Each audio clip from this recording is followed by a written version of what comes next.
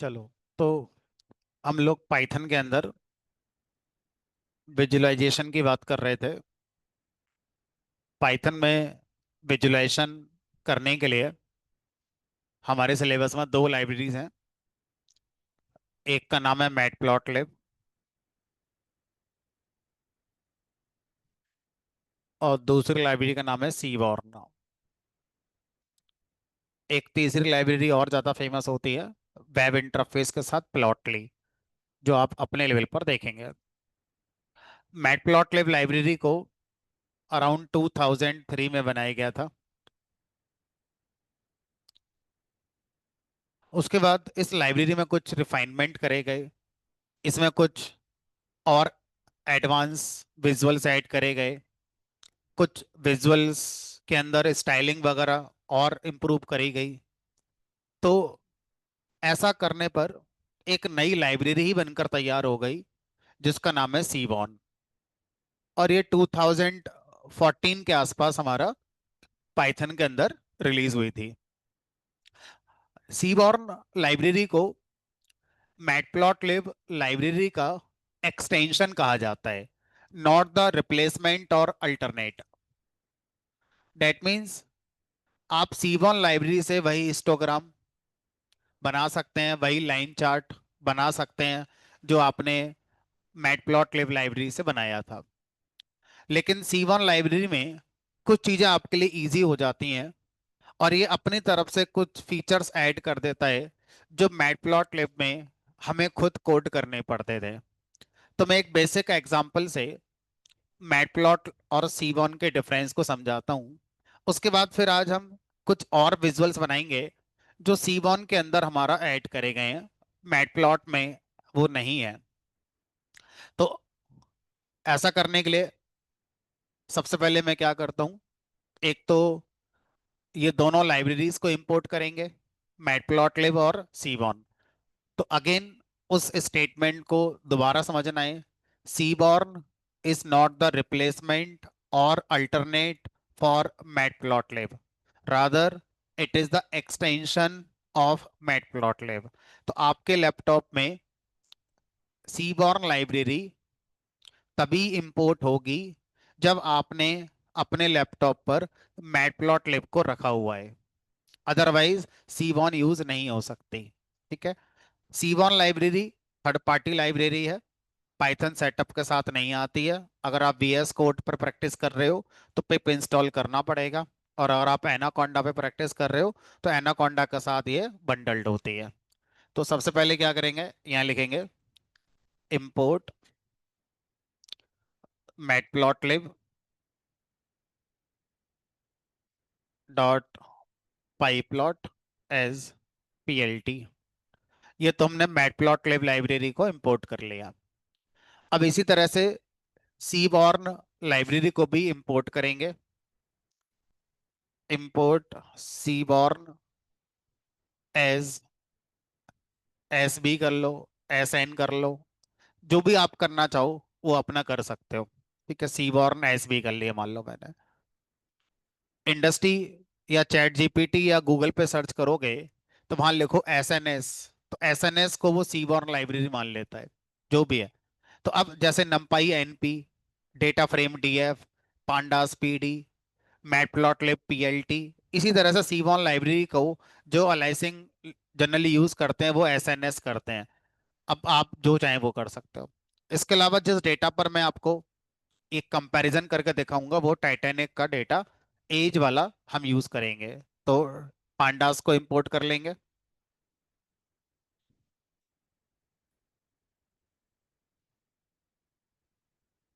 अब टाइटैनिक वाले डेटा का डेटा फ्रेम क्रिएट कर लेंगे।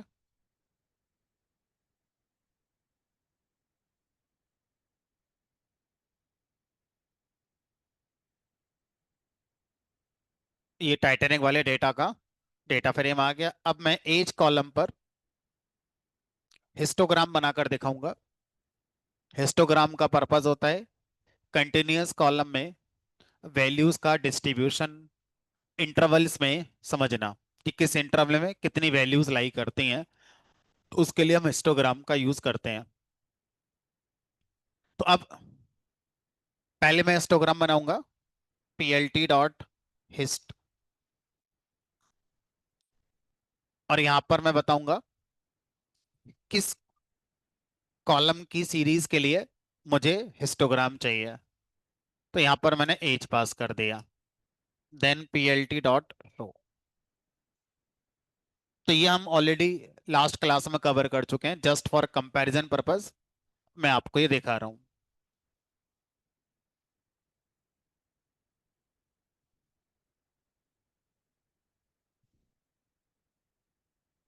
अब यहाँ पे जो डिफॉल्ट आया वो मैंने अपना देख लिया। अब इसी काम को करने के लिए सीबॉर्न लाइब्रेरी के अंदर भी हिस्टोग्राम नाम से फंक्शन मिल जाएगा, एसवी डॉट हिस्ट प्लॉट।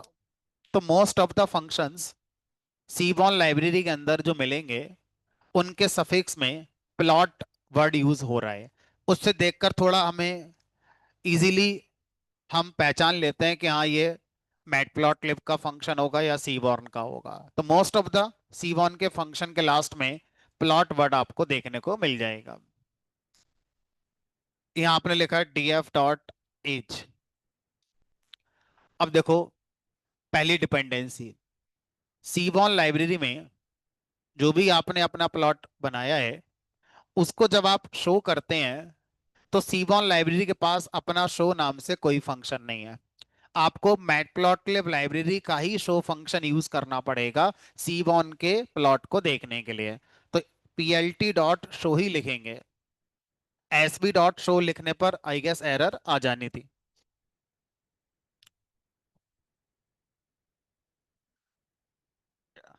दोनों में मैंने एक एक लाइन लिखी है, डिफरेंस को एक बार कंपेयर करते हुए चलते हैं। पहला डिफरेंस जो आंखें देखकर हम इजीली समझ जाएंगे आंखों से, वो है जो बिन्स हैं उनका एज कलर अपने आप आ गया है।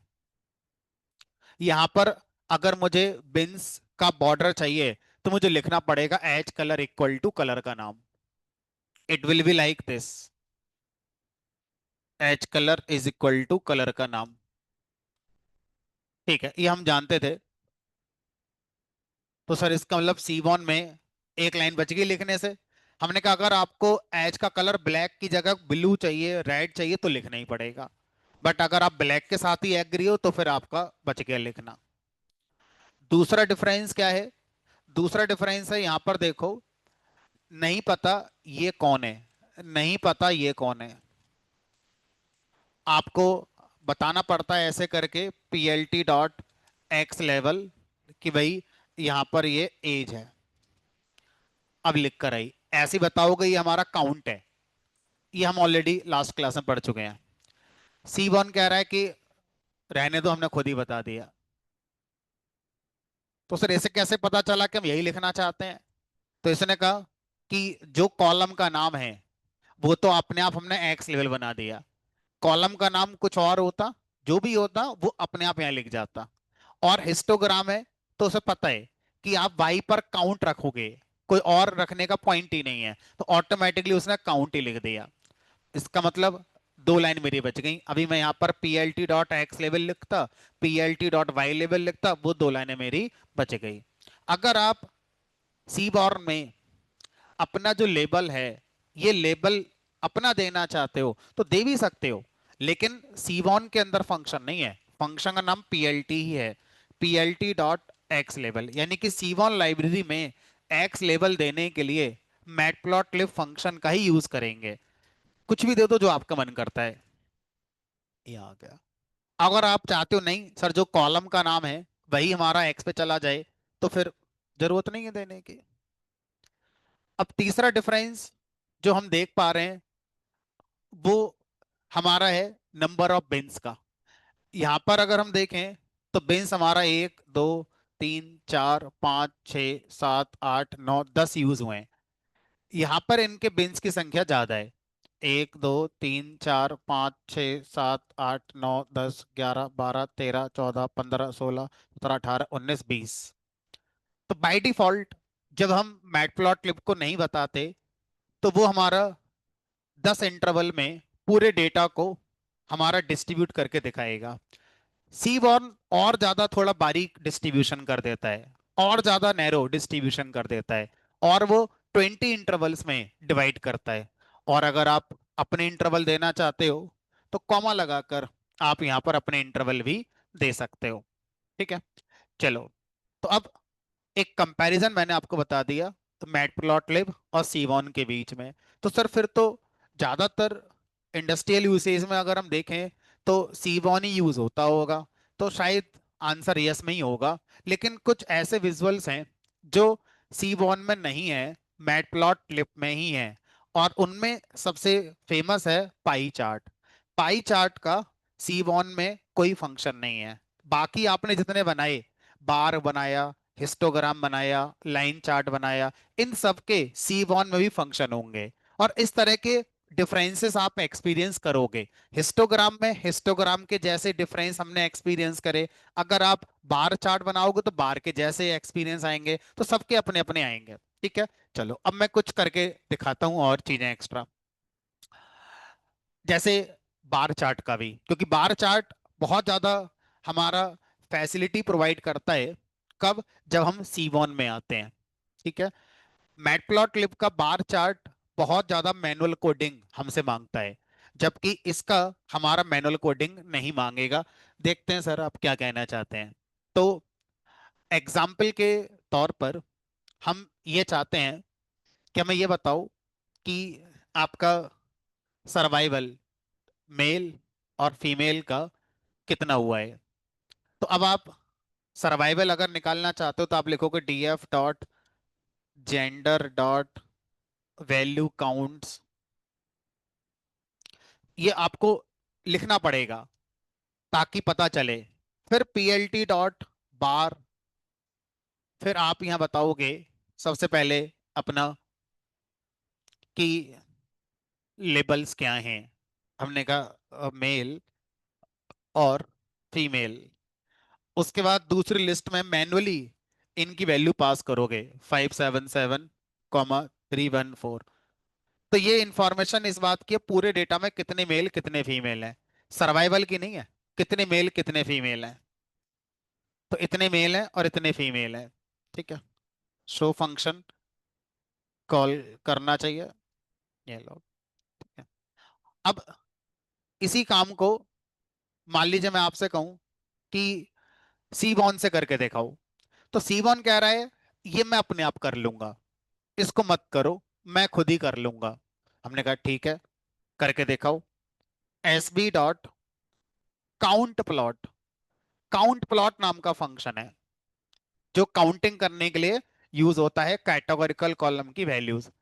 अब काउंट प्लॉट के अंदर आपको यहां बताना है कॉलम का नाम, डेट सेट, बाकी अपने आप करेगा। पीएलटी डॉट प्लॉट, ये लो। तो सर इसने ये मेल और फीमेल निकाल तो दी, लेकिन ये सर ये ओरिएंटेशन चेंज कैसे हो गया? तो यहां पर एक आर्गुमेंट पास करो, ओरिएंट, वर्टिकल और हॉरिजॉन्टल। वी लिखेंगे।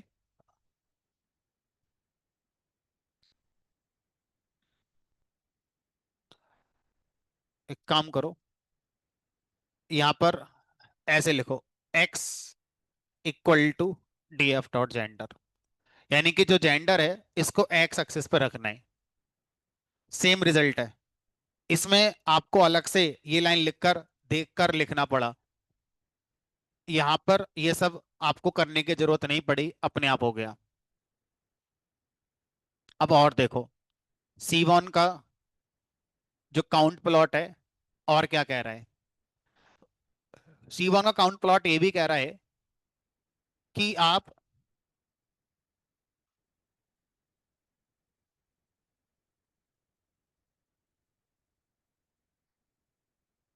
अगर ये चाहते हो कि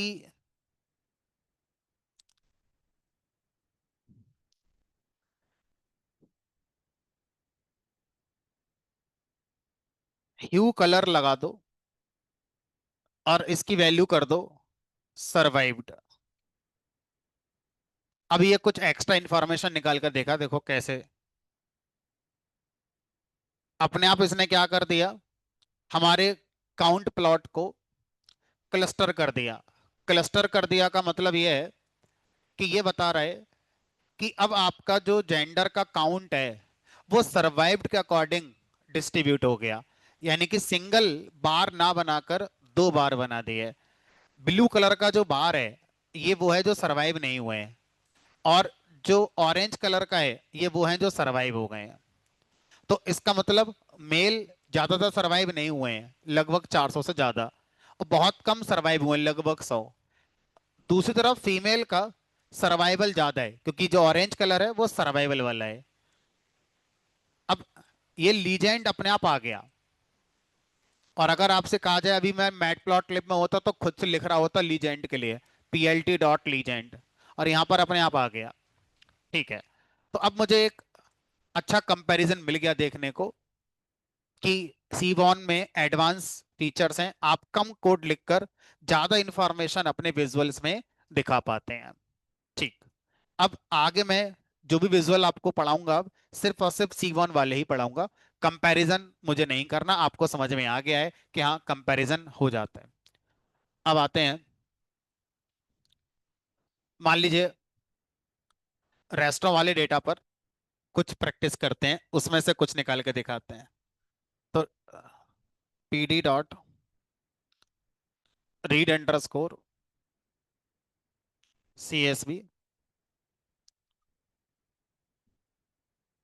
डेटा सेट के अंदर से रेस्टोरेंट वाला डेटा लोड कर लिया।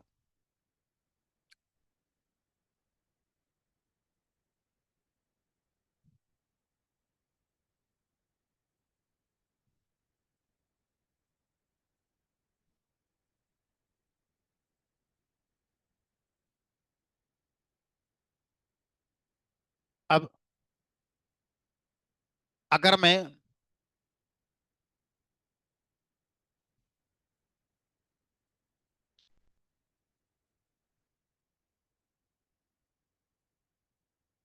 स्प्रेड ऑफ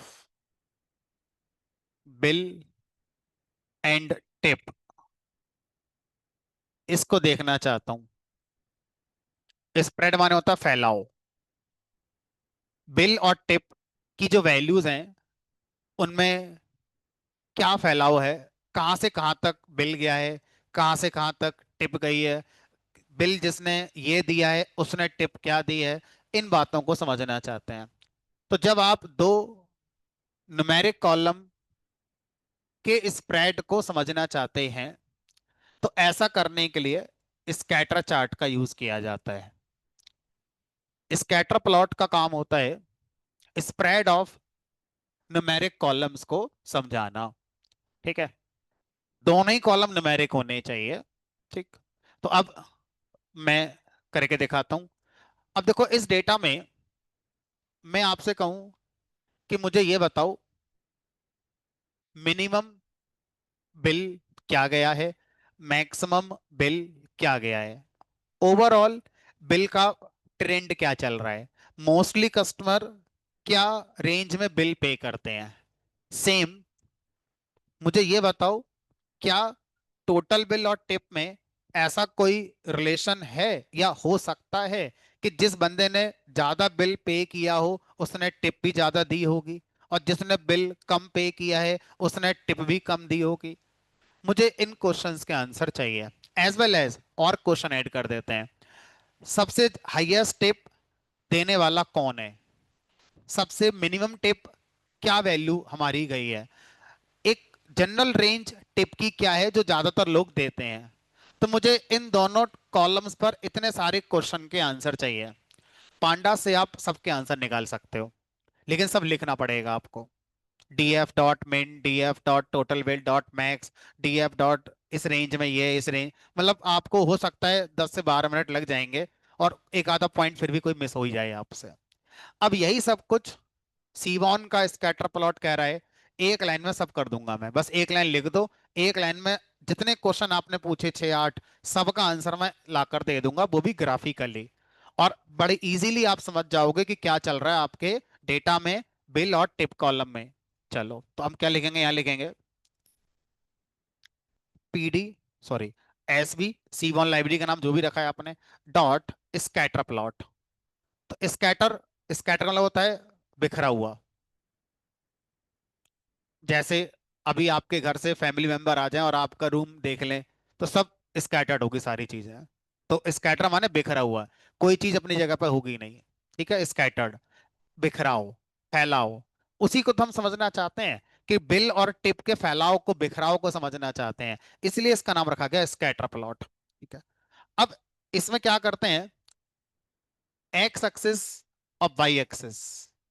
एक्स एक्सिस पर कोई एक न्यूमेरिक कॉलम रखेंगे, वाई एक्सिस पर कोई दूसरा न्यूमेरिक कॉलम रखेंगे। आपकी मर्जी, किसी को भी आप एक्स पर रख लो, किसी को भी वाई पर रख लो। तो मान लो मैं बिल को रख लेता हूं एक्स पर और टिप को रख लेता हूं वाई पर। आप उल्टा कर लो, बिल को रख दो यहाँ पे, टिप को रख दो यहाँ पे, कोई फर्क नहीं पड़ेगा। सिर्फ जो विजुअल बनकर आएगा, थोड़ा सा ओरिएंट जैसा फील आपका डिफरेंस आएगा। तो मैं लिख दिया X, X equal to DF dot, यहाँ लिख दो टोटल बिल, कि भाई एक्स पर टोटल बिल चला जाए, कॉमा बाई पे चला जाए टिप। बस एक लाइन लिखनी है, बाकी आपको 6 से 8 क्वेश्चन का आंसर मिलने वाला है। कोई गलती होगी तो फिर पता चल ही जाएगा।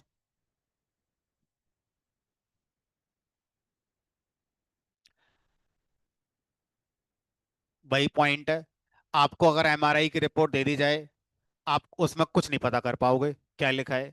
आपको कोई एक्सरे दे दे चेस्ट का, क्या पता क्या है उसके अंदर। आपने अगर उस चीज की पढ़ाई करी है तो पढ़ लोगे।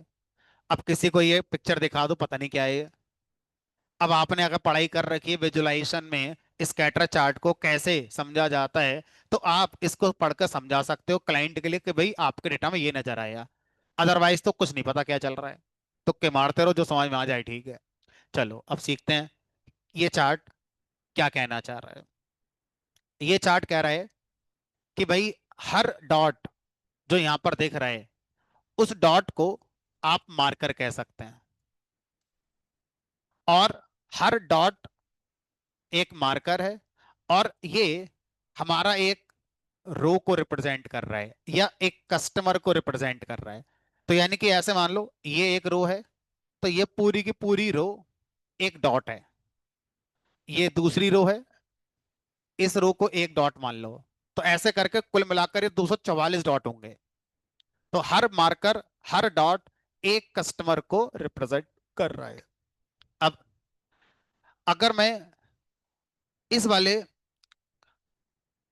पॉइंट पर आऊं, टोटल बिल वाले पर जाऊं, तो टोटल बिल मुझे दिख रहा है ये मिनिमम है और ये मैक्सिमम है। एक अंदाजा मैं आपको दे सकता हूं कि अगर ये 10 है, तो ये लगभग 5 से थोड़ा कम होगा, 3 4 के आसपास। मिनिमम वैल्यू बिल की 3 से 4 के आसपास है। मैक्सिमम वैल्यू बिल की जो गई 50 के आसपास गई है, 50 51 52, मतलब 50 के आसपास गई है एग्जैक्ट। पांडा से पता चलेगा, यहाँ पर एक आउटलायर के अकॉर्डिंग आप समझ सकते हैं। अब अगला पॉइंट, टिप को लेकर, हाईएस्ट टिप की वैल्यू यही गई है 10। मिनिमम टिप मतलब एक से भी कम हो सकती है। ठीक है। तो अगर मैं सबसे पहले मिन और मैक्स के बारे में एक आइडिया देना चाहूं कि भाई बिल का मिन मैक्स क्या है और हमारा टिप का मिन मैक्स क्या है, तो यहां से आपको पता चल गया कि भाई बिल में 3 से लेकर 50 के आसपास तक की वैल्यू है, टिप में 0.5 से लेकर 10 तक के आसपास की वैल्यू निकलेंगी। तो एक ऊपर से आपको इन क्वेश्चन का आंसर मिले। उसके बाद अगला क्वेश्चन का आंसर क्या मिला, जहां पर स्कैटर चार्ट घना है, घने को बोलते हैं इंग्लिश में डेंस, हिंदी में बोलते हैं इसे घना। ठीक है। तो वो एरिया साइज मुझे ये नजर आ रहा है, ये तो बहुत ज्यादा फैल गया, यहाँ पे घनापन का है ना। तो जहां पर स्कैटर चार्ट डेंस हो रहा है, इसका मतलब मोस्टली कस्टमर उसी रेंज में बिल और टिप को हमारा देने का काम कर रहे हैं। तो अब इधर से देखो, ऐसे मान लो, तो मोस्टली कस्टमर का जो बिल है वो 10 से लेकर 30 के आसपास मोटा मोटा अंदाजा दे सकते हो कि ज्यादातर कस्टमर 10 से 30 के बीच में बिल पे करते हैं। और इसी तरह से ज्यादातर कस्टमर का जो टिप है वो अंडर 5 ही रहता है, उससे ज्यादा बहुत कम लोगों का गया है। कुछ ही लोग होंगे जिन्होंने 5 से ज्यादा का टिप पे करा है, बहुत लिमिटेड है। गिन भी सकते हो कि जिन्होंने 5 से ज्यादा किया है मुश्किल से 6-8 कस्टमर निकलेंगे ऐसे, जिन्होंने टिप जो पे करी है वो हमारा 5 से ज्यादा करी है। तो हमें डेंसिटी पता चल गई कहां पर है ज्यादा। मोस्टली कस्टमर का जो ट्रेंड है वो ये डेंसिटी वाला एरिया ही होता है। ठीक है। उसके बाद फिर आपने एक क्वेश्चन पूछा था, क्या इसमें ऐसा है कि जिसने ज्यादा बिल पे करा है उसने ही ज्यादा टिप दी होगी? हमने कहा चलो ढूंढने की कोशिश करते हैं। मैक्सिमम बिल पे करने वाला कस्टमर ये है और शायद इसी ने ज्यादा टिप पे करी है। अच्छा, क्या ऐसा हमेशा हुआ है? हमने कहा हमेशा वाला पॉइंट तो नहीं। जैसे ये देखो, ये कस्टमर ने बिल तो पे करा है लगभग 45-44 के आसपास का, लेकिन टिप तो बहुत कम दी है। हमेशा ऐसा नहीं है। और इसको देखो जरा, इस वाले कस्टमर का बिल की वैल्यू 8 के आसपास है और इसने उसके रेशो में टिप बहुत ज्यादा दी है, लगभग 5 के आसपास दे दी है। तो ऐसा कोई एक स्टैंडर्ड ट्रेंड तो नजर नहीं आया कि जिसने ज्यादा बिल पे करा होगा उसने टिप भी ज्यादा दी होगी।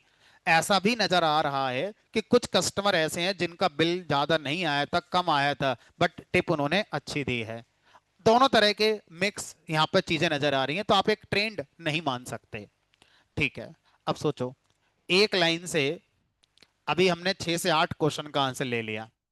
अब मैं इसमें 4-5 क्वेश्चन और ऐड करता हूं और एक ही लाइन उन 4-5 क्वेश्चन का आंसर भी दे देती है। ठीक है। जैसे अब मुझसे क्वेश्चन ये पूछा गया कि क्या आप ये बता सकते हो कि जिसने सबसे ज्यादा बिल पे कराए, मतलब इस पे बात हो रही है हमारी, ये कस्टमर हमारा कब आया था? संडे को आया था, मंडे को आया था, ट्यूसडे को आया था, वेडनेसडे को आया था? ये कस्टमर कब आया था? साथ ही साथ ये बताओ कि बिल पे करने वाले का जेंडर क्या था, वो मेल था कि फीमेल था? साथ ही साथ ये भी बताओ कि वो लंच करने आया था, डिनर करने आया था, ब्रेकफास्ट करने आया था? तो अब देखो, इतने सारे क्वेश्चन के आंसर हम सीबॉन से इसी स्कैटर प्लॉट में कैसे ढूंढेंगे?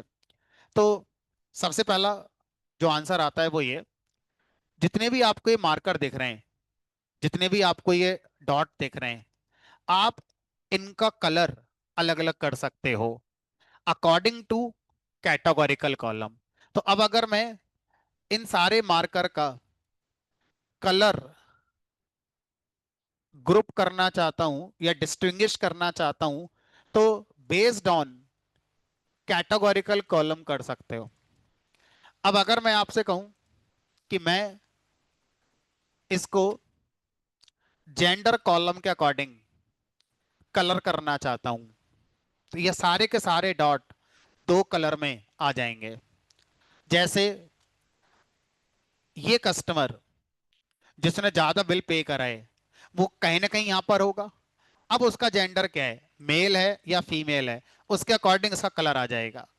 इसी तरह से सारे के सारे जो हमारे डॉट होंगे ये दो कलर में आ जाएंगे।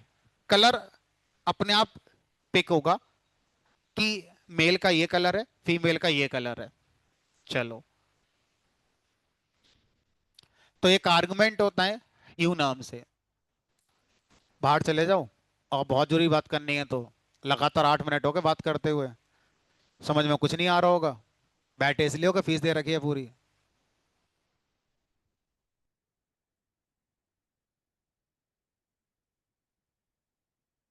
यू इज इक्वल टू, अब यहां पर हम डाल देते हैं कि उस कैटेगोरिकल कॉलम का नाम जिस कैटेगोरिकल कॉलम के अकॉर्डिंग मैं इस डेटा पॉइंट को कलर करना चाहता हूं। तो यहां लिखेंगे df डॉट जेंडर। लो, एक काम करते हैं, इस वाले को पहले ऐसे ही रखते हैं, एक अलग लाइन लिख लेते हैं ताकि आपको पता रहे कि हमने इसमें क्या चेंजेस करे थे। ये तो हो गया हमारा रॉ स्कैटर प्लॉट जो हमें 8-10 क्वेश्चन का आंसर दे के चला गया। अब इसको हम और ज्यादा इंफॉर्मेटिव बनाना चाहते हैं। तो और इंफॉर्मेटिव बनाने के लिए जितने भी मार्कर्स हैं, हम उनको कलर्स अलग अलग कर सकते हैं। कलर अलग अलग करने के लिए आपको एक कैटेगोरिकल कॉलम की जरूरत पड़ती है। यहाँ लिख दिया ह्यू, और कैटेगोरिकल कॉलम का नाम आपने कर दिया जेंडर। ये लो, अपने आप इसका लीजेंड जनरेट हो गया, कलर कॉम्बिनेशन अपने आप जनरेट होगा। तो अब जो ब्लू कलर है वो फीमेल के लिए है, और जो ऑरेंज जैसा कलर है वो मेल के लिए है। तो मुझे पता चल गया एक ट्रेंड, कि ज्यादातर हाई बिल और हाई टिप देने वाले जितने कस्टमर हैं, उन सबका जो जेंडर है वो मेल यहाँ पर दिखाई दे रहा है। ठीक है। अब अगर मैं आपसे कहूं कि मुझे क्या करना है, मुझे ये सारे के सारे कलर करने हैं जेंडर के अकॉर्डिंग नहीं, डे के अकॉर्डिंग। तो अब इस डे कॉलम में जितनी वैल्यूज होंगी उतने कलर जनरेट होंगे, जितनी यूनिक वैल्यूज होंगी। मैक्सिमम 7 वैल्यू हो सकती हैं, बट हमें इस डेटा पर पहले से पता है कि इसके अंदर आई गेस 4 डेज हैं, सैटरडे, संडे, थर्सडे, फ्राइडे। तो अब हमारा सारा डेटा 4 कलर में डिवाइड होगा। तो जो पॉइंट जिस डे का है उसके लिए एक अलग कलर अपने आप बन जाएगा।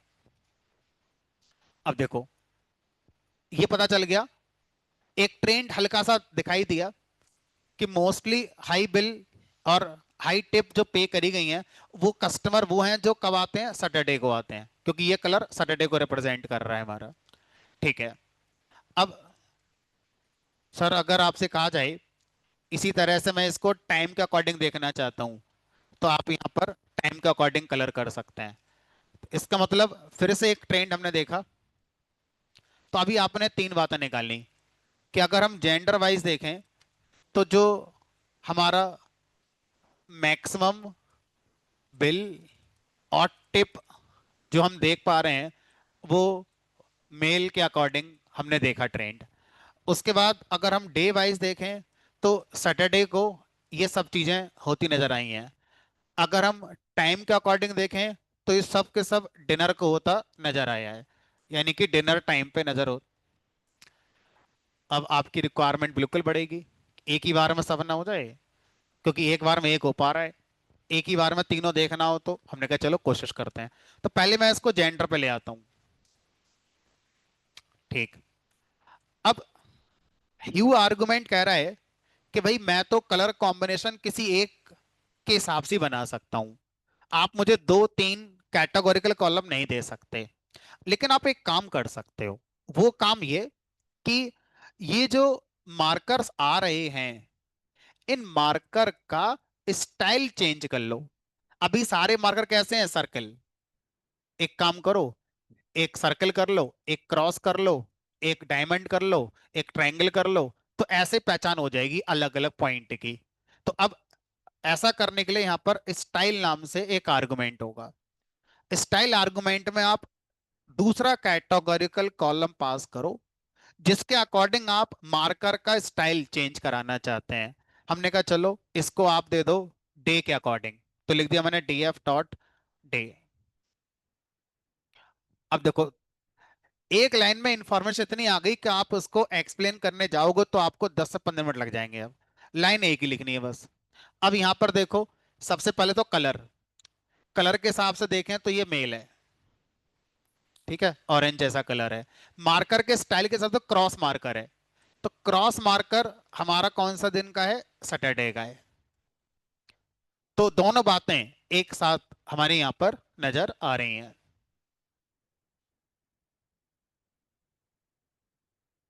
अब सर तीसरा वाला, सर ये तो पता ही नहीं चल रहा लंच करने आए कि डिनर करने आए। अब कैसे डिस्टिंग्विश करोगे, भाई मार्कर को या तो कलर से कर लो, चलो एक कैटेगरी में कलर कंट्रोल हो गया। दूसरा मार्कर का स्टाइल हो गया, दूसरा कैटेगरी कॉलम स्टाइल पे आ जाएगा। अब मार्कर में और क्या रह गया जिसको बदला जा सकता है किसी तीसरे के हिसाब से भी, ये भी रहे और तीसरा वाला भी आ जाए। तो तीसरा है मार्कर का साइज। मार्कर का साइज दिया जा सकता है, चलो देखते हैं। तो यहां पर एक आर्गुमेंट होगा size.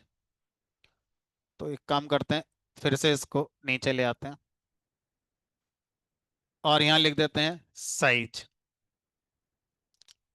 Is equal to df dot time. अब देखो, जो बड़ा साइज दिया है वो डिनर का दिया है, ये डिनर बनकर आया है। और जो छोटा साइज बनकर आया है ये लंच का बनकर आया है। अब देखो ये बड़ा है ना, ऐसे ही छोटे भी होंगे, ये बड़े हैं। ठीक है, चलो तो इस तरह से आप इनको इंटरचेंज कर सकते हो, टाइम को यहाँ लगा दो, जेंडर को यहाँ लगा दो, जो भी अपने हिसाब से देख सकते हो। तो इंफॉर्मेशन इतनी है इस ग्राफ में कि आपको सामने वाले को एक्सप्लेन करने में अच्छा खासा टाइम लग जाएगा। एक आउटर पिक्चर आपको पूरी समझ में आ गई। एग्जैक्ट एक्यूरेट पॉइंट अगर आपको चाहिए तो पांडास का साथ में इंक्लूजन करना पड़ेगा, ताकि एग्जैक्ट वैल्यू पर आप काम कर पाए। एक लमसम आपको मतलब ट्रेंड तो पता चल ही गया कि क्या ट्रेंड है मेरे डेटा में, बिल और टोटल टिप के बीच में, based on gender, based on day, based on time, according to three factors. आप इन दोनों चीजों को समझ पा रहे हैं। चलो, स्कैटर प्लॉट की कहानी क्या है ये हमारी समझ में आ गई।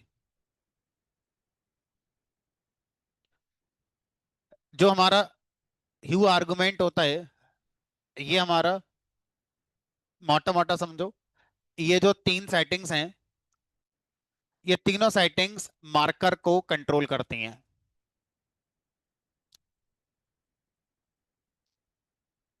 Control marker. अब कौन क्या कंट्रोल करेगा? यू कंट्रोल करता है कलर,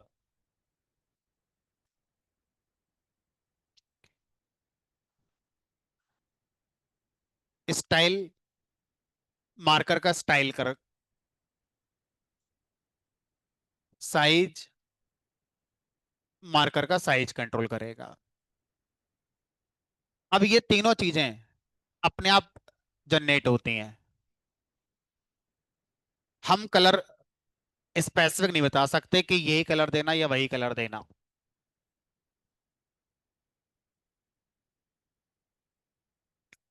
ठीक है, चलो अब इन तीनों के लिए कैटेगोरिकल कॉलम का यूज किया जाता है।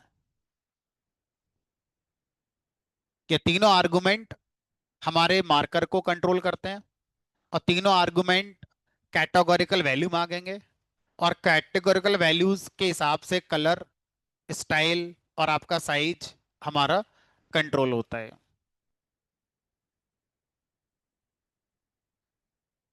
आगे बढ़ते हैं। अगला इसके अंदर एक और हमारे पास है।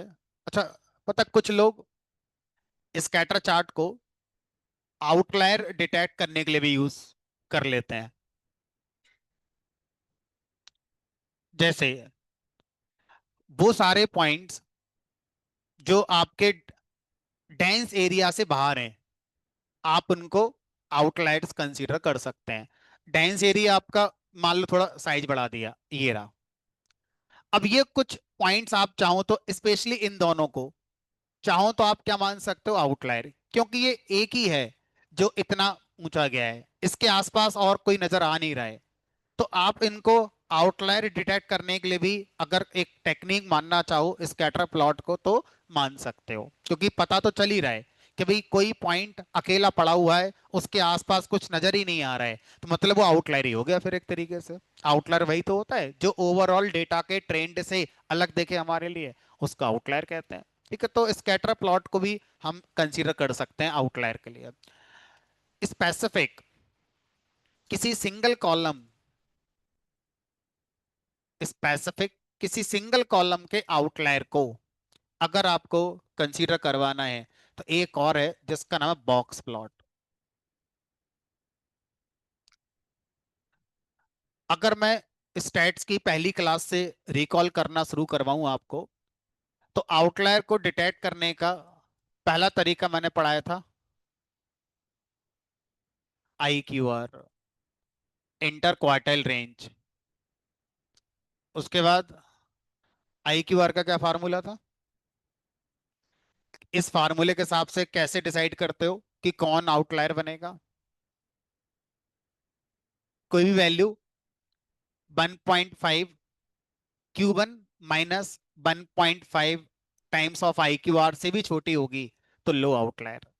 कोई value Q3 plus 1.5 times of I Q are से बड़ी होगी तो वो हाई आउटलायर कहलाएगा। अब कोई बोलेगा सर ये Q3 पता नहीं क्या बोल रहे हैं। Q1 Q2 Q3 ये हमारे डेटा के क्वांटाइल्स होते हैं, 25%, 50%, 75%। चलो, दूसरा तरीका था जेड स्कोर। जेड स्कोर कब यूज होता है? जब डेटा नॉर्मली डिस्ट्रीब्यूटेड हो। आई क्यू आर में डेटा नॉर्मल डिस्ट्रीब्यूटेड है कि नहीं उससे फर्क नहीं पड़ता। Z score normally distributed data के साथ आउटलायर निकालने के लिए यूज किया जाता है। तो अगर किसी भी पॉइंट का जेड स्कोर +-3 रेंज के बाहर आता है तो उसको हम क्या मानते हैं? आउटलायर मानते हैं। -3 से भी कम आएगा हाई, सॉरी, लो आउटलायर। +3 से ज्यादा आएगा हाई आउटलायर। ऐसा लग रहा होगा पहली बार सुन रहे हैं। तीसरा हमारा हो गया जिसका नाम है बॉक्स प्लॉट, जो अब हम पढ़ने जा रहे हैं। बॉक्स प्लॉट को भी नॉर्मल डिस्ट्रीब्यूशन से कोई मतलब नहीं है। डेटा किसी भी तरह का हो फर्क नहीं पड़ता, आपको आउटलायर निकाल कर ये तुरंत दे देता है। तो बॉक्स प्लॉट सिर्फ आउटलायर ही नहीं निकालता, Q1 Q2 Q3 ये भी निकाल कर देता है। और साथ में लोअर बाउंड्री अपर बाउंड्री, यानी कि आप ऐसे मान लो आई क्यू आर का ग्राफिकल वर्जन है बॉक्स प्लॉट। जिस काम को आई क्यू आर शब्दों में करता है, टेक्स्ट में करता है, उसी चीज को बॉक्स प्लॉट ग्राफिक्स बना के कर देता है। कैसे? चलो इसको इंप्लीमेंट करते हैं। तो मान के चलते हैं किसी भी स्टूडेंट के मैथ्स में कुछ मार्क्स आए। बहुत सारे स्टूडेंट्स मान लेते हैं। तो मान लो किसी के आए 42, किसी के 38, फिर किसी के 39, फिर किसी के 42, किसी के 41, किसी के 36, किसी के 85, 44, 33, 38। ठीक है सर। बाकी तो मोस्ट ऑफ द वैल्यूज अगर हम देखें तो शायद हमारा यहाँ पर, चलो इसको 85 का और 95 कर दिया। अब मुझसे कहा गया कि इसमें क्या आपको कुछ ऐसे मार्क्स नजर आ रहे हैं जो बाकियों से भी अलग हैं? हमने कहा चलो आंखों से देखकर एक हल्का सा नजर तो आ रहा है, बाकी एक बार बॉक्स प्लॉट से देखते हैं क्या वो निकाल पा रहा है कि नहीं, क्योंकि अगर हो सकता है कि आई क्यू आर के फार्मूले के हिसाब से जो 95 आपको आउटलायर लग रहा है वो उस फार्मूले के हिसाब से सही निकले। अब क्या करेंगे? SB box plot. Box plot नाम से सीधा फंक्शन है। अब बॉक्स प्लॉट में आप किसको देखना चाहते हैं वो आप यहां पर अपना बताएंगे। तो यहां लिख दिया मैंने आर्गुमेंट डेटा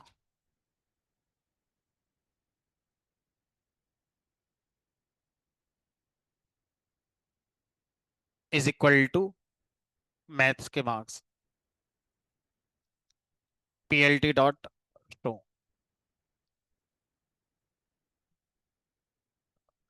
ये जो गोला दिखा है ना, ये वही है जो आप ढूंढ रहे हो, 95 वाला। क्या क्या चीज इसमें आई है हमने कहा चलो समझा देते हैं क्या क्या आई है। अगर मैं 95 की जगह मान लो इसे 85 भी कर दूं ना तो भी ये आ जाएगा। 75 कर दूं तो पकड़ में आ जाएगा। चलो 75 रख लेते हैं, थोड़ा समझाना आसान हो जाएगा, समझ लो क्या क्या है कौन। ये है Q1, ये है Q2, this one is Q3, this is low boundary. इससे नीचे जो भी पॉइंट आते वो लो आउटलायर कहलाते। This is your upper boundary. ठीक है, तो ये वाली जो बाउंड्री है, इसके फार्मूला रहा होगा Q3 + 1.5 टाइम्स ऑफ IQR। जो ये फार्मूले से सॉल्व आया होगा वो ये लाइन है, लगभग 45 46 के आसपास जो भी है। तो Q1 Q2 Q3 lower boundary अपर बाउंड्री, और साथ में ये आपका हो गया। इस इसके ऊपर कोई भी पॉइंट अगर आएगा तो वो क्या कहलाएगा, आपका हाई आउटलायर कहलाएगा, और इसके नीचे कोई पॉइंट आएगा तो लो आउटलायर कहलाएगा। तो ये तो बड़ा आसान हो जाएगा।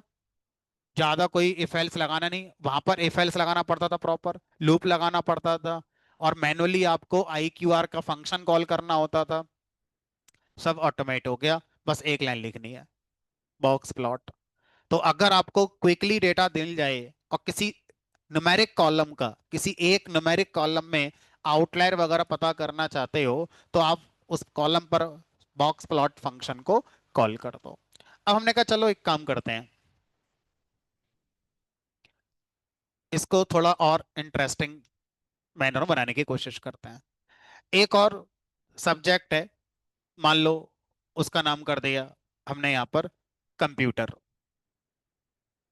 तो कंप्यूटर्स में भी कुछ लोगों के मार्क्स आए, मान लो किसी के 70, किसी के 72, किसी के 68, किसी के 75, किसी के 69। तो ऐसे करके मार्क्स आपके आ रहे हैं।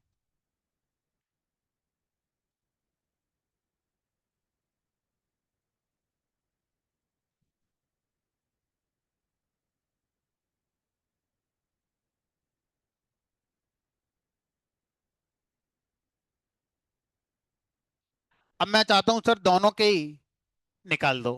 तो अब डेटा आर्गुमेंट में लिस्ट बनाकर दोनों लिस्ट को पास करने की 2D लिस्ट बनाकर पास करोगे।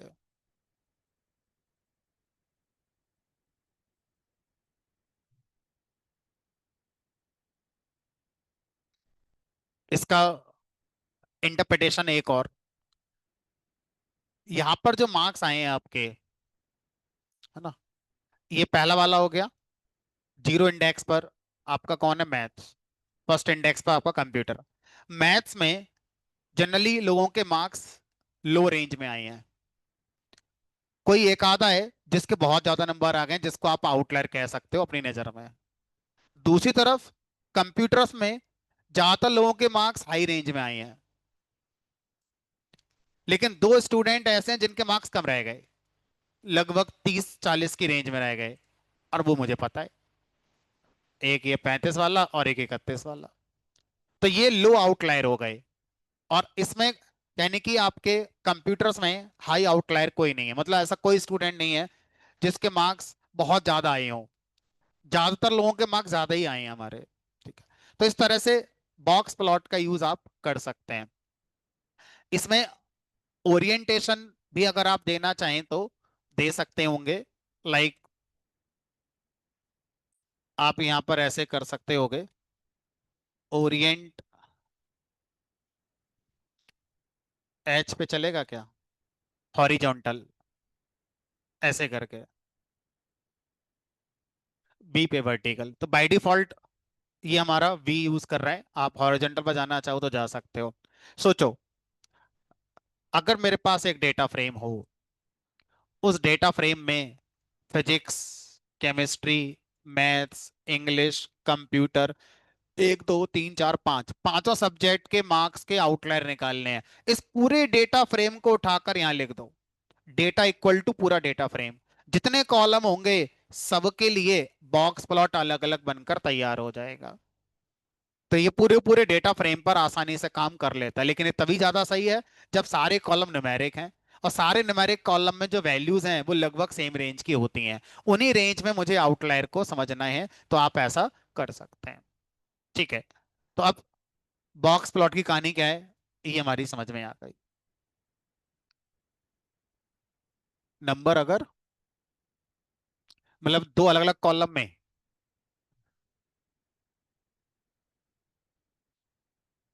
बहुत डिफर, जैसे किसी के 30 हैं किसी के 89 है, तो डिफरेंस तो है ही। तो बिहाइंड द सीन आप देखो ना, जो भी आपने लिस्ट दी है, पहले इसका Q1 निकाला, Q2 निकाला, Q3 निकाला, फिर I Q R equal to Q3 minus Q1 करा, फिर जो हमने रूल पढ़ा था स्टैट्स के अंदर, उसी रूल के अकॉर्डिंग ये ग्राफ हमारा बनाया गया है। अब आउटलायर को निकालने का एक और तरीका, हीट मैप। हीट मैप दो नजरिए से लोग पढ़ते हैं। पहला नजरिया है कि इससे आउटलायर निकाल सकते हैं। दूसरा नजरिया जो ज्यादा यूज होता है वो ये, दो न्यूमेरिक कॉलम के बीच में कोरिलेशन क्या है, ये पता करने के लिए आप हीट मैप का यूज करते हैं। तो अब हीट मैप जो हमारा विजुअल है, या तो इसका नजरिया होगा आउटलायर को ही समझना फिर से, या इसका नजरिया होता है कोरिलेशन को समझना। क्या होता है कोरिलेशन?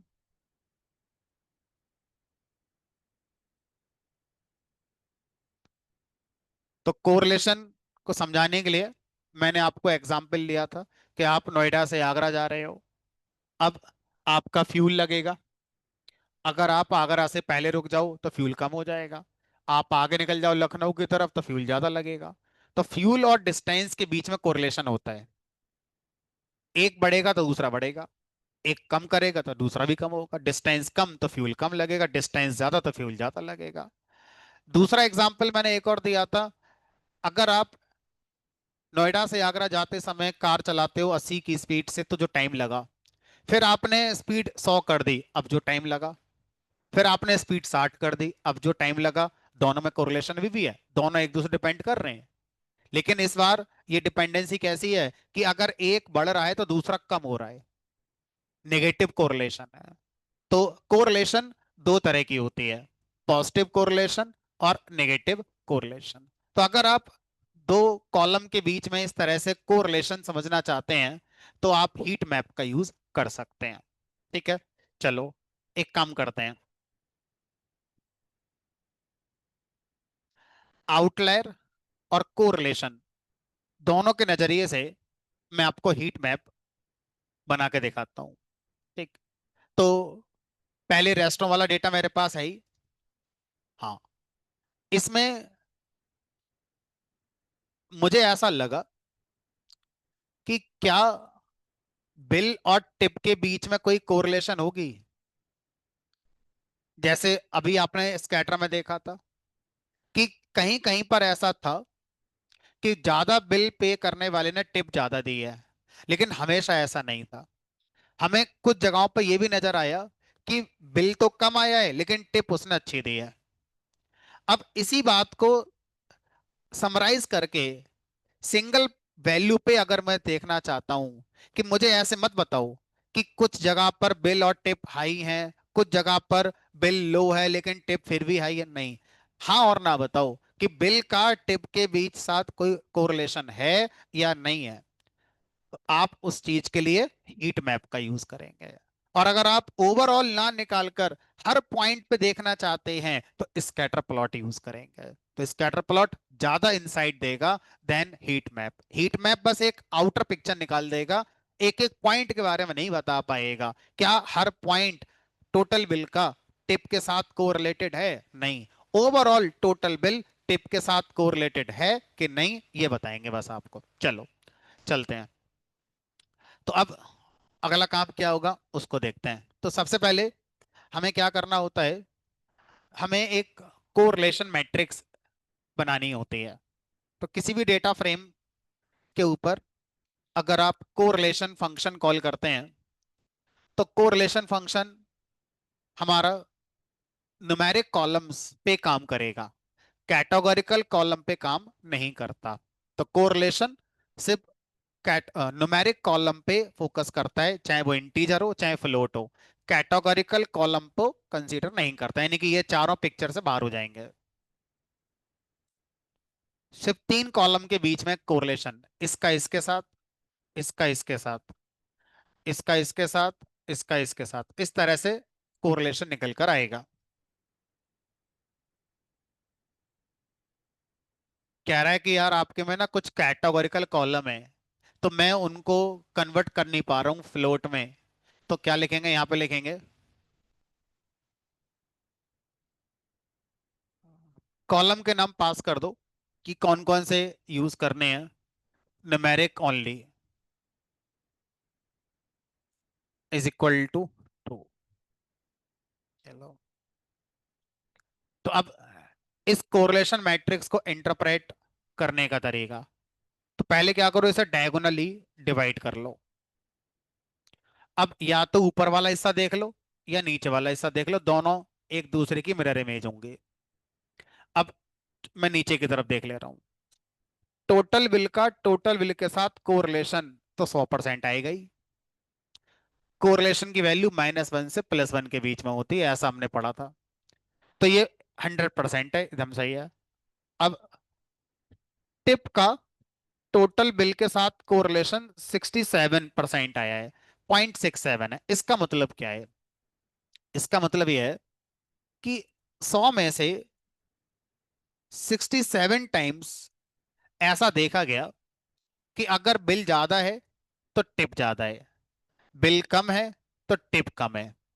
लेकिन लगभग 33 बार ऐसा भी है कि एक दूसरे का अपोजिट है।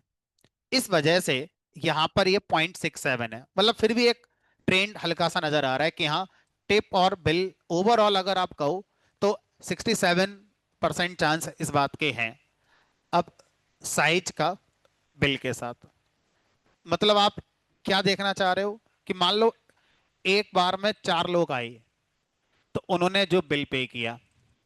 अब कोई इंसान अकेला आया, उसने जो बिल पे किया, तो एक कॉमन सेंस कहता है कि इनका बिल तो ज्यादा ही आएगा, 4 लोग आए हैं तो, और ये अकेला आया है तो बिल तो थोड़ा कम ही आएगा हमारा। तो क्या ऐसा था डेटा में? क्या ऐसा आप एविडेंस के साथ कह सकते हैं कि जब ज्यादा लोग खाने आए थे तो बिल का अमाउंट ज्यादा बनाए, और कम लोग आए हैं तो बिल का अमाउंट कम बनाए? हमने कहा बहुत ज्यादा स्ट्रॉन्ग एविडेंस तो नहीं है, लेकिन है लगभग 59%। तो 100 में से 59 बार ऐसा हुआ कि ज्यादातर लोग जब आए थे तो बिल ज्यादा बना था। लेकिन दूसरी तरफ 100 में से 41 बार ऐसा भी है कि बिल आपका ज्यादा बनाए लेकिन लोग कम आए हैं। ऐसा हो सकता है, ठीक है। और ऐसा भी पिक्चर हो सकता है कि लोग ज्यादा आए थे, बिल फिर भी कम बनाए। इसीलिए ये जो फैक्टर है ये आपका इतना रह गया। तो इस तरह से हमारा कोरिलेशन हमारी निकल कर आ गई। अब ध्यान से देखो, ये कॉलम 3 है, तो मैं आंखों से देखकर जल्दी समझ पा रहा हूं। अगर मैं इनको कलर से दिखाने की कोशिश करूं तो मुझे समझने में, इंटरप्रेट करने में टाइम कम लगेगा। तो हीट मैप क्या करता है? कोरिलेशन मैट्रिक्स को कलरफुल बना देता है। कैसे बना देता, हमने कहा देखो। तो अब यहां लिखेंगे SB डॉट हीट मैप, और यहां पास करेंगे अपना कोरिलेशन मैट्रिक्स। तो चाहो तो इसको एक वेरिएबल में स्टोर कर लो और फिर वो वेरिएबल यहां पास कर दो, और चाहो तो इस पूरे एक्सप्रेशन को हीट मैप के अंदर एज ए आर्गुमेंट लिख सकते हो। फिर PLT डॉट शो, देखते हैं कलर कॉम्बिनेशन क्या बनता है। ये बन गया। अब सर देखो, वही बात है कि जब तक आपने सीखा नहीं है कि इंटरप्रेट कैसे करते हैं चार्ट्स के लिए, आपके लिए सेंसलेस हो गया, यूजलेस हो गया, पता नहीं कि स्क्वायर चेस बॉक्स बना दिया कुछ। तो अब यहां पर देखो, सबसे पहले हम समझेंगे ये जो आ रहा है, इसको बोलते हैं कलर बार। कलर बार हमें ये बताता है कि आपने हमें जो कोरिलेशन मैट्रिक्स दी है उसके अंदर मिनिमम वैल्यू लगभग 0.5 है, मैक्सिमम वैल्यू लगभग 1 है, ठीक है। उसके बाद कलर बार हमें ये भी बताना चाह रहा है, जहां पर वैल्यू हाई है कलर ब्राइट है, जहां पर वैल्यू लो है कलर वहां पे डार्क है। तो लो साइड पर डार्क कलर है, और हाई साइड पर कलर ब्राइट है आपका। अब देखो, एकदम डार्क है, एकदम डार्क है, तो यहां पर वैल्यू लो होगी, है ना। किसके बीच में? टिप और साइज के बीच में। तो टिप का साइज से कोई मतलब नहीं है। कितने लोग आए थे, टिप ज्यादा है कम है, आपस में इनका कोई खास रिलेशन नजर आ नहीं रहा है। ठीक है। यहां पर कुछ हल्का सा, यहां पर कुछ हल्का सा नजर आ रहा है। ठीक है। अब आप ऐसा भी कर सकते हो कि यहां पर एक आर्गुमेंट पास कर सकते हो, annotation is equal to true. Annotation true करने से क्या होगा, आपके हर बॉक्स पर कोरिलेशन की वैल्यू लिख भी जाएगी कि कितनी है। यहां पर कम है, कितनी है? 0.49। यहां पर ज्यादा है, यहां ज्यादा है, यहां कम है। तो डायगोनल से या तो ऊपर देख लो या नीचे देख लो, एक ही बात है। ये हो गया हीट मैप का पहला नजरिया, कोरिलेशन मैट्रिक्स को इजीली इंटरप्रेट करना, स्पेशली जब कोरिलेशन मैट्रिक्स हमारा बड़ी हो, लाइक 10x10, 20x20 की है। तो सर आंखों से देखकर बहुत मुश्किल है समझना कहाँ वैल्यू लो है, कहाँ वैल्यू हाई है। अगर आपकी हाई डायमेंशन की कोरिलेशन मैट्रिक्स है, उठा के पास कर दो हीट मैप में, बहुत जल्दी आप चीजों को इंटरप्रेट कर लेंगे, कहाँ वैल्यू लो चल रही है, कहाँ वैल्यू आपकी हाई चल रही है। ठीक है। अब हीट मैप का दूसरा नजरिया, जिसमें कोरिलेशन नहीं होता, जिसमें बस हम ये देखना चाहते हैं वैल्यू अपसाइड क्या है और डाउन साइड वैल्यू क्या है, बस ये देखना चाहते हैं। तो अब उसके लिए मैंने क्या करा, मैं एक डेटा फ्रेम बनाता हूं, मैनुअली बना लिया, पीडी डॉट डेटा फ्रेम।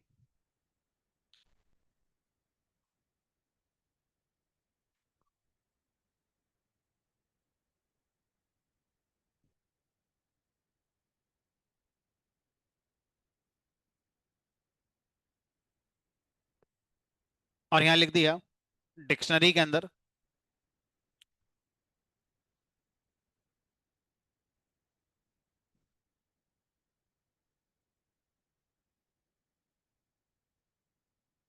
मैं कम कर दूंगा, ज्यादा टाइप करने की जरूरत नहीं है।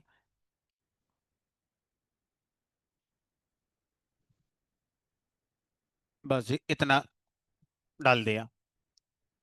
तो मान लो यहाँ पर मैंने 88 कर दिया।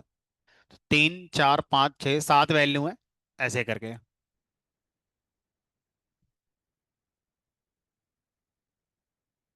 कंप्यूटर्स में जो मार्क्स आए,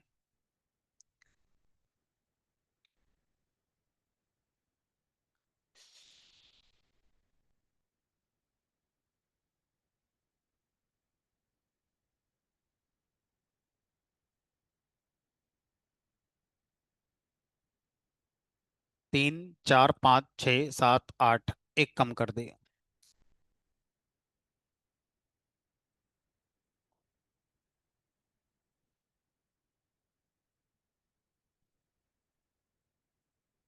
और यहाँ पर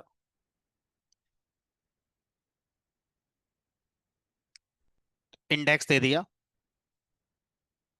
रोल नंबर मान लेते हैं कि ये रोल नंबर है, 1 से लेके 8 तक। Roll number 1, roll number 2, roll number 3, वो इंडेक्स मान लिया। पहले देख लो क्या है। It is like roll number 1 के मैथ्स में 42 आए हैं, कंप्यूटर में 70 आए हैं। रोल नंबर 2 के मैथ्स में 80 आए, मतलब ऐसे मैंने एक अपना कोई ढांचा तैयार कर लिया। अब मुझे इस रिजल्ट को क्विकली अंडरस्टैंड करना है। अभी मान लो 2 ही सब्जेक्ट हैं, हो सकता है 5 सब्जेक्ट हो। मैंने 8 स्टूडेंट लिए हैं, 7 8 स्टूडेंट लिए हैं, हो सकता है 700 स्टूडेंट हो, यूनिवर्सिटी लेवल का डेटा है। तो हजारों लाखों स्टूडेंट हो सकते हैं। 5 कॉलम है सब्जेक्ट वाइज और हजारों लाखों स्टूडेंट हैं, ऐसे करके। अब मुझे क्विक अंडरस्टैंडिंग देखनी है कि मेरा यूनिवर्सिटी का रिजल्ट कैसा रहा है, परफॉर्मेंस वाइज क्या परफॉर्मेंस कैसी रही है।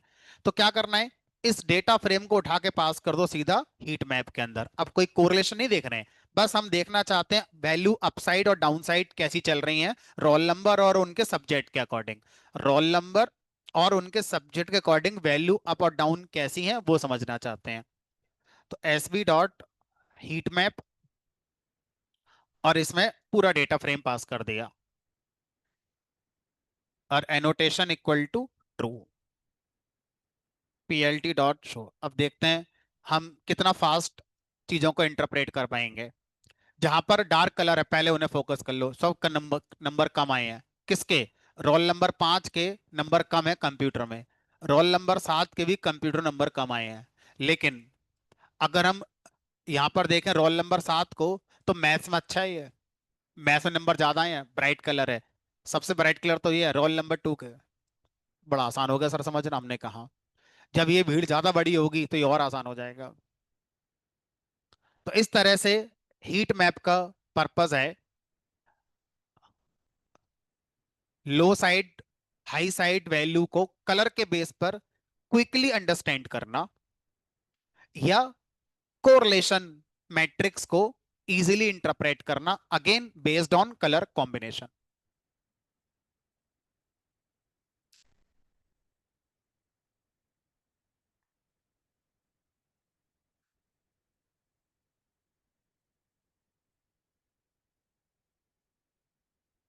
2D डेटा हो गया, इसको एक 2D डेटा चाहिए। अगर 2D डेटा में डेटा फ्रेम है तो यहां पर लेबल अपने आप बनकर आएगा ये। और अगर 2D डेटा नंपाई वाला है तो फिर लेबल ये सेम आ जाएंगे।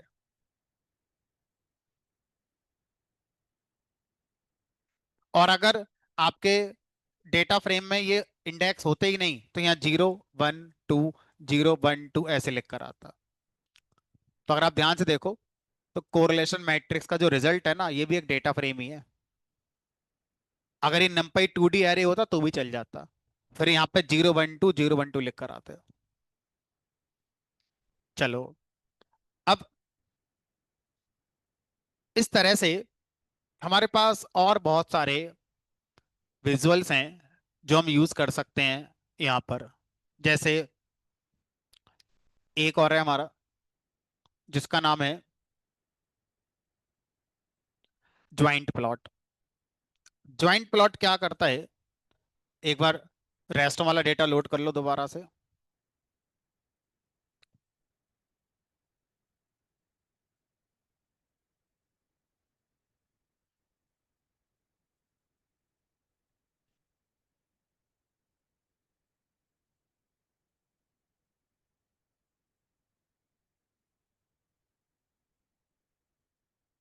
ज्वाइंट प्लॉट,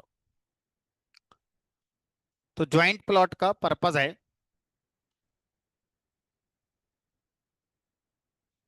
दो न्यूमेरिक कॉलम आपसे लेगा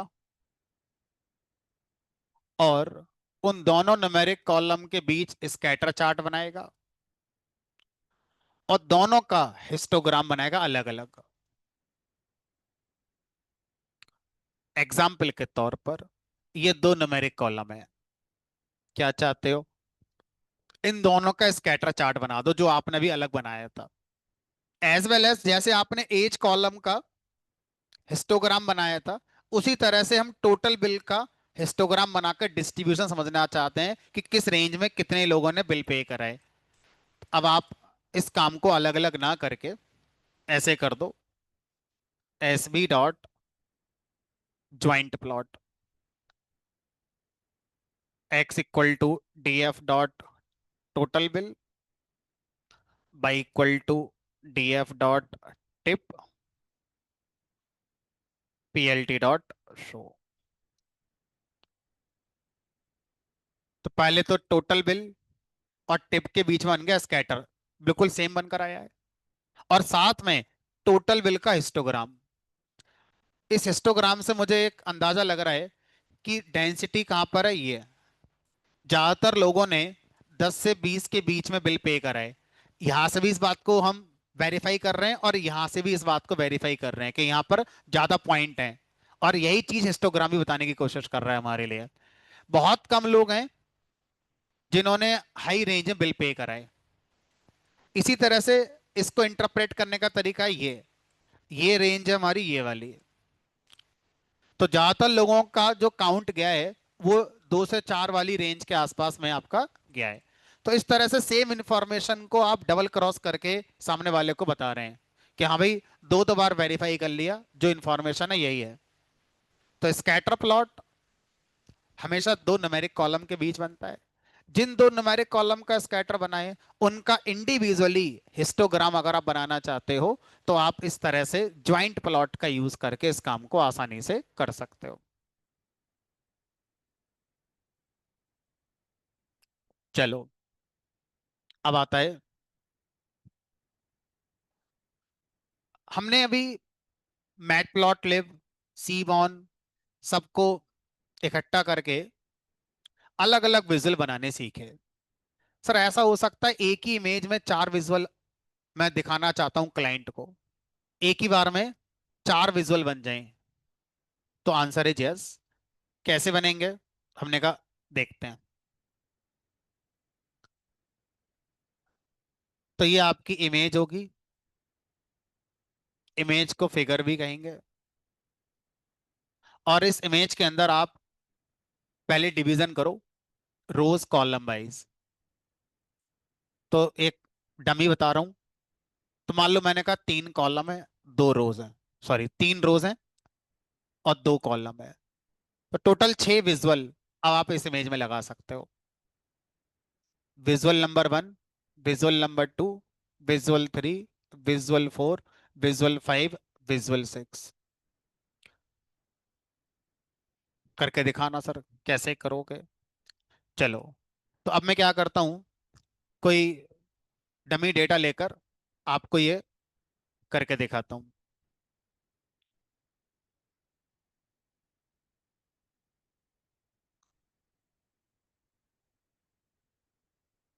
पहले लिखेंगे plt डॉट फिगर, क्योंकि जब आप एक ही इमेज में कई सारे चार्ट बनाओगे तो शायद आप फिगर का साइज बड़ा करना पसंद करोगे। तो यहाँ पर फिगर साइज दे दिया, मान लो ये 10,6 कर दिया, बाद में चेंज करके देख लेंगे अपना। अब आपको क्या करना है, इस फिगर के अंदर अपने रोज कॉलम्स क्रिएट करने हैं। तो plt डॉट सब प्लॉट, सब प्लॉट फंक्शन क्या करता है, जो अभी जस्ट आपने फिगर बनाई थी उसमें रोज कॉलम्स आपसे पूछता है कितने बनाऊं। तो मैं छोटा बना रहा हूं, 2x2 का बना दिया, यानी कि two rows and two columns का डिवीजन कर दो। तो टोटल चार विजुअल्स अब आप इस फिगर पे लगा सकते हो। अब सब प्लॉट बोलेगा पहला वाला क्या है, आप अभी बता दो, कॉमा लगाकर क्या बताएंगे, जो सबसे पहला विजुअल है। तो अब अगर मैं इस ग्राफिक्स को इसी के अकॉर्डिंग अगर लिख लूं, अभी आता है, तो यहां पर मुझे बताना पड़ेगा पहले वाले एरिया में जो पिक्चर बनेगी उसका इंडेक्स। सो ये हो गया रोज कॉलम कितने बनेंगे, और उस रोज कॉलम में पहला वाला अब आप बनाने जा रहे हैं, तो पहले वाला क्या प्लॉट होगा वो बताओ। तो मैंने कर दिया, मान लो plt डॉट, मेरे पास या सी वन वाला कर लो, कोई सा कर लो, एस बी डॉट, मेरे पास अभी काउंट प्लॉट वाला फंक्शन है, मान लो काउंट प्लॉट कर दिया, और ये कर दिया मैंने df डॉट डे का कर दिया।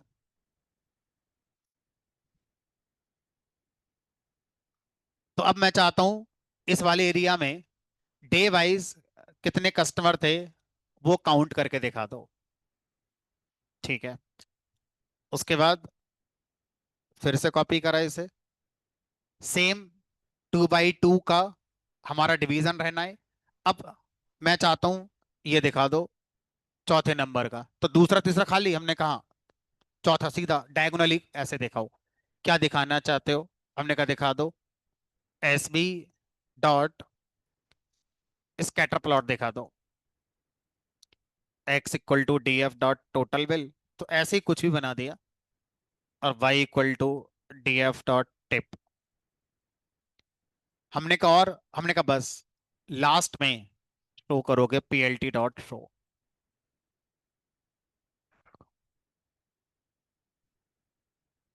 तो ये आपका एक फिगर बना, जिसके अंदर ये 1 2 3 4, आपने 1 पे लगाया, 4 पे लगाया, 2 3 पे लगाया नहीं, कुछ लगाना चाहो तो लगा सकते हो 2 3 पे भी। आपको लगता है विड्थ ज्यादा हो गई है, कम कर लो अपने हिसाब से। विड्थ और हाइट अपना चेंज कर सकते हो। अब आप ये बताना चाहते हो कि पहला वाला क्या है, दूसरा क्या है, तीसरा क्या है। तो जो भी आप यहाँ पर सब प्लॉट के बाद लिख रहे हो, तो यहाँ लिख दो PLT dot title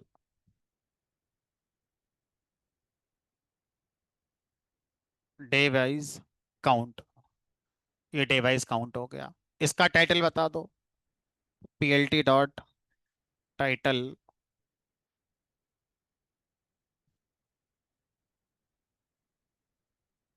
spread of bill and tip.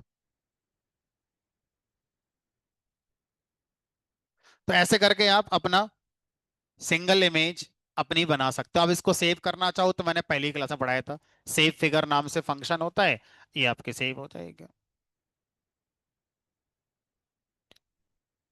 अब चलो इसमें मान लो आप सर्वाइवल का भी देना चाहते हो, तो आप क्या लिखोगे, यहाँ लिखोगे PLT डॉट सब प्लॉट फिगर नंबर 2, इसको फिल करेंगे और यहाँ पर दिखा दो SB डॉट काउंट प्लॉट। क्या काउंट करना है, सर्वाइवल का दिखा दो, तो DF डॉट सर्वाइव्ड। अरे नहीं, डेटा हमारा ये टाइटैनिक का नहीं है। कौन सा चल रहा है अभी, रेस्टोरेंट। तो या तो वो टाइटैनिक वाला लोड कर लो, बट सही नहीं है, क्योंकि जब एक ही इमेज बना रहे हो तो एक ही डेटा का बनाओ ना, अलग अलग डेटा का क्यों बना रहे हो। तो कुछ और कर दो, चलो हमने कहा जेंडर वाइज कर देते हैं। और टाइटल इसका PLT डॉट टाइटल,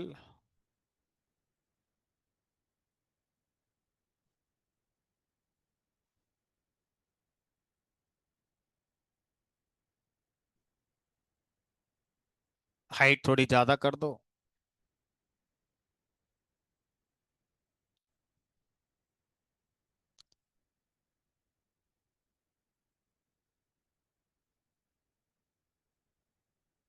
विथ भी मुझे कुछ कम सी लग रही है।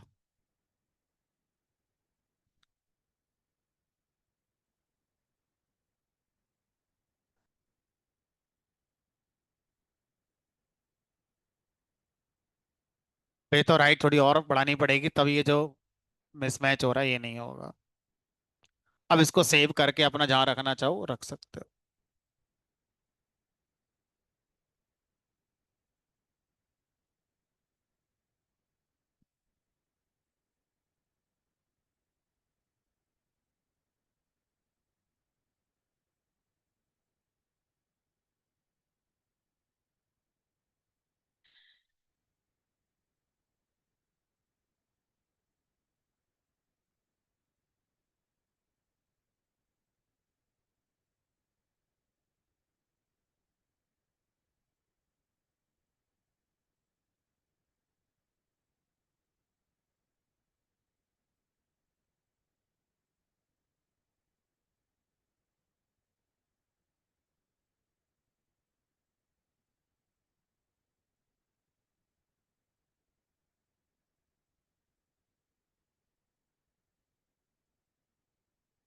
चलो तो फिलहाल विजुलाइजेशन के लिए इतना सफिशिएंट है हमारे लिए। पांडास में कुछ फंक्शन ऐसे भी हैं जो मैटप्लॉटलिब को हमारा क्लब करके बनाए गए हैं। तो आप अपने लेवल पर एक बार उनको देख सकते हैं। जैसे वैल्यू काउंट फंक्शन है, तो वैल्यू काउंट फंक्शन ऑटोमेटिकली आपका काउंट प्लॉट बना देता है ना। तो एक बार आप अपने लेवल पर देख लेना कि पांडास और मैटप्लॉटलिब के कुछ फंक्शंस ऐसे हैं जो क्लब करके आप अपना यूज कर सकते हैं।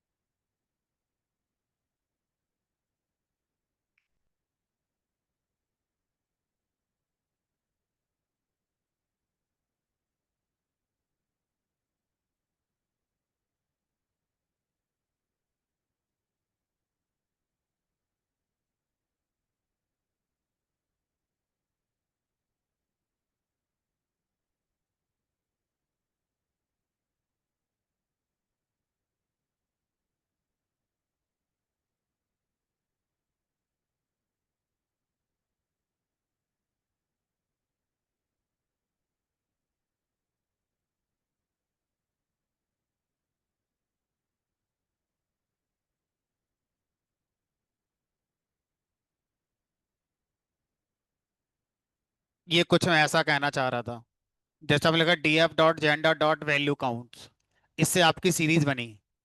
अब उस सीरीज पे सीधे लगा दो डॉट प्लॉट, और कौन सा आप बनाना चाहते हो वो बता दो, तो बार चार्ट आपका बनकर अपने आप तैयार हो जाएगा।